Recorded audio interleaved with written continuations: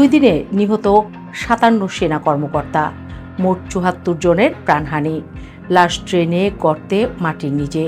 এ যেন কোনো ক্ষুব্ধ সমাবেশ নয়, এ যেন নেতৃত্বকে নিশানা করে চালানো নির্মম আঘাত। নেতৃত্বকে আলাদা করে হত্যা কাকতালীয় নাকি কৌশল? পিলখানা হত্যাযজ্ঞের এক অস্বস্তিকর দিক হলো টার্গেট ছিল সিনিয়র অফিসাররা। সাধারণ বিদ্রোহে বিশৃঙ্খলা থাকে, এলোমেলো সহিংসতা থাকে, কিন্তু এখানে যেন একটি নির্দিষ্ট লক্ষ্য ছিল, চেইন অফ কমান্ড ভেঙে দেয়া।